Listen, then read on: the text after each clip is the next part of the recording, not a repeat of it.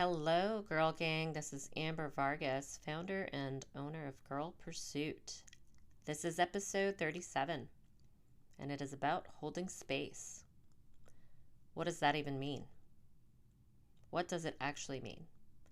And why does it only come with wisdom?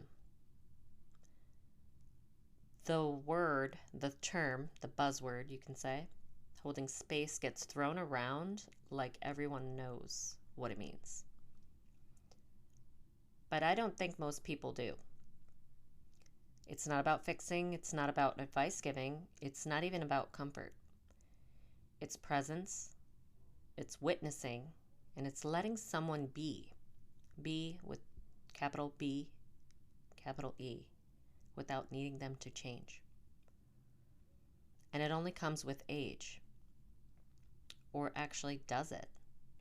Are you able to hold space when you're a teenager, when you're even a child, when you're in your late 20s? I know that holding space is definitely not fixing the problem or giving advice, making it better, offering someone, it's called platitudes. It's like when you say, hey, everything happens for a reason.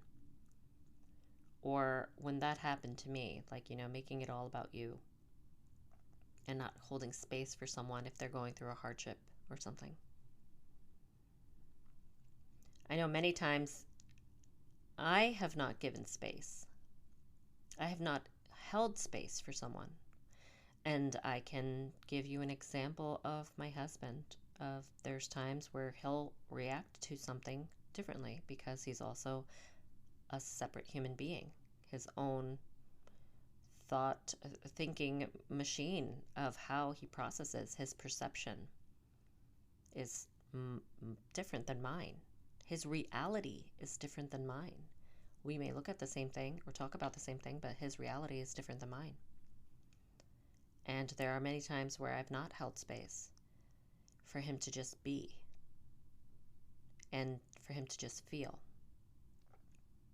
And again, the key word for all of this is to be aware of someone's feelings, to be aware that it's okay for someone to have a different opinion, a different thought, a different reaction than you. And it doesn't have to be your way or the highway, however silly that sounds, right? But as I learn on this self-finding journey, that being present without the agenda is holding space.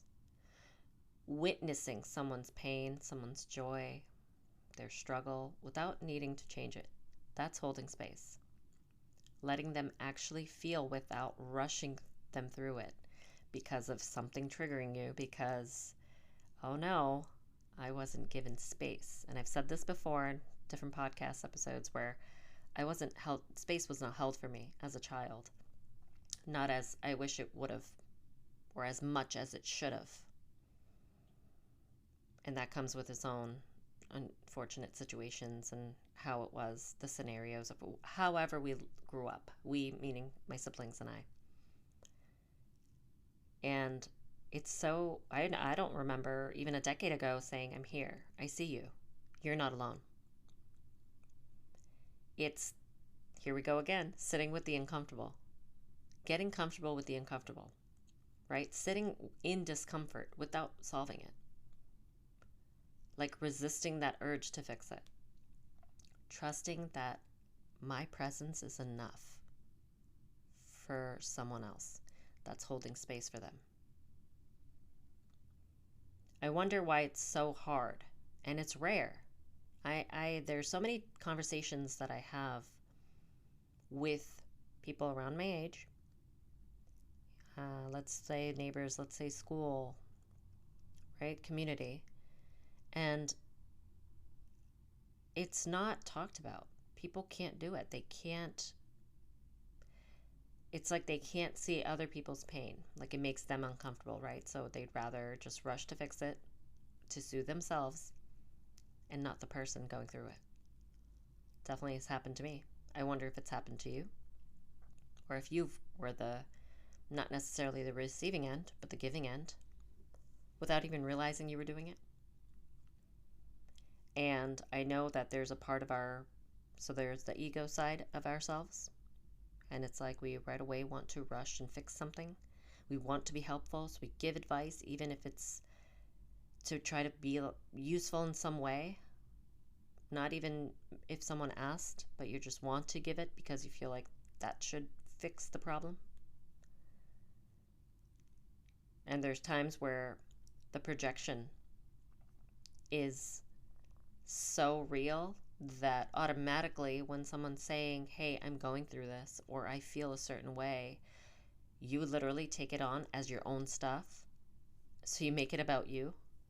I've definitely caught my husband doing that, and I'll say, when we're trying to parent, and I'll say, it's not about you. Like, we can't make it about you. I just want him to be aware that it's becoming something that you need to, because of the struggle, the trigger, right? That we automatically rush to fix and not hold space. I know there's so many times where people have said, hey, I'm struggling with this, or I don't know what to do. And I have said it like, hey, have you tried therapy? Have you read this book? When I was struggling, I did this, because that could be helpful. For sure, it could be helpful. But did the friend ask for it? It's almost like that unsolicited advice. And it's that you skip the part of actually listening, and then you right away center yourself and say, hey, how about you do this, this. It fixed for me. It worked for me, so it'll definitely work for you. Isn't that so interesting? Instead of us reframing it and saying, we need to hold space and just say, wow, that was hard. That sounds really hard for you. Do you want to talk about it? Or do you want me to just sit with you? Right? And just witnessing and instead of fixing. Why are we so wired like that? It's always on the go, go, go, or always like there's a problem to solve. I'm always saying this to my children of figuring something out, right? Problem solving, because I want them the autonomy, to grow up and know how to figure something out. And many times a day, I am saying, figure it out. I know you can do it. Figure it out. And there's frustration for sure, but figure it out. Is that my way of holding space, I guess, in parenthood and motherhood, where it's like I'm going to give you that space, that moment, that time, that opportunity to figure it out. But I'm there. I'm around. I'm always around. I know it's interesting with wisdom, so many things that come into play that you say, hey, this automatically clicked for me as I got older, or it made sense. And now you just see things clearer. And is it because we lived through these experiences, this own pain of ours? So we know that fixing doesn't actually work. It's just actually acknowledging it, holding space, grieving through it, right? Like releasing that need to be that ego, that hero from that egotistical side of us. And it's the learning of not everything needs to be solved. And also, y'all, building that emotional resilience to sit in the hard things. That has definitely been such a journey, such a interesting, almost relieving path that I've been on, is to just sit in the hard things. Once again, y'all, cannot grow through it if you don't go through it. I know some young people, we have a lot of empaths, right, that are naturally gifted. Highly sensitive people, trauma survivors that learned early to cope in that way. And then there's some people that never learn. They're always like the fixers, the self-centered, the advice givers. I definitely know a couple of them. They're very close to me. Hint, hint. Some siblings, a sibling. Won't name names, but I'm sure if any of my siblings are listening, probably know who's who. And it's just, I don't think it's, and they're all older than me. So is it age? because then I would expect them to have that, right? Because I have it, or at least I'm trying it, or I'm going through it, I'm acknowledging it, I'm witnessing it, I'm being aware of it. I know that holding space, is learned. It's learned through being held or not being held and realizing that I needed it. It's cultivating that self-awareness. I know for sure it deepens with age, but it's not exclusive to age. I know a really young lady, and she's amazing, and she's such an empath. She's so good at, and then that's when we say, like, oh, you're so wise for your age. I'm sure y'all have heard that before. So many times I have said this to my husband, like, this isn't about you. It's not about you, right? Like, get out of the way. In an essence of saying, like, stop trying to make the problem about you and how you're feeling, but or your story or your advice or how you need to, like, help or fix the problem. Just say that, like, acknowledge. Do you want me to listen? Do you want feedback? It's asking, like, do you want feedback, and letting the person that is in need of that space, let them tell you what they need. It's so hard for me, even till this day, to do reflection instead of redirecting. So many times in motherhood where we're raising these tiny tyrants, I mean toddlers, that we try to redirect, right? Because they're having an emotional breakdown and I'm validating the feeling, but they're not getting out of it. So it's like redirect their attention to something else, and they'll kind of, without getting to that extra level of meltdown, they'll snap out of it and they'll, like, get redirected. So it works in that part, I think, in parenthood or in the age group. But reflecting that, like, wow, that really hurts. Like when my daughter says, perfect example actually, when my daughter says ow when I'm combing her hair, I really, oh God, it's so triggering, because that was something that I had to go through along with my sister, of, like, putting up with the pain of being, our hair getting combed. And if we would say ow too much, we would get yelled at or the slap on the head, because we were being what's the word? Uncooperative. We were being disobedient, right? Like, we weren't working with what we had. But it's also just naming the feeling. And I know with my daughter, I have so broken that cycle where, ow, yes, it does hurt. It does hurt, and I'm sorry it hurts for you. But I know that this ouchie or this pain is going to subside. My children, from very young, understand when I say that, like, oh, I'll ask, is the pain still there? Did it subside? Our bodies heal.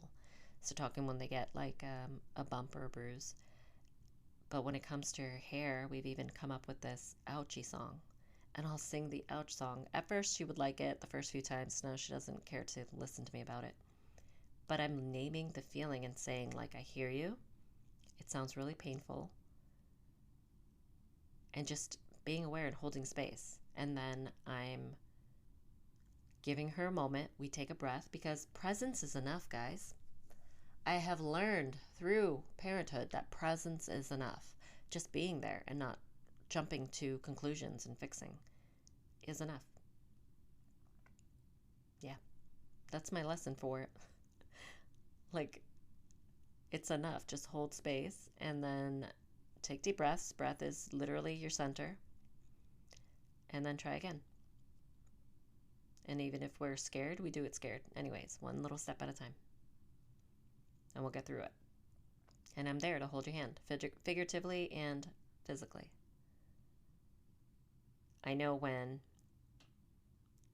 you need space held for yourself, things to ask. Like, if you were to ask me, like, how do I even ask for something like that? Like, I need a vent. Can you just listen without trying to fix it?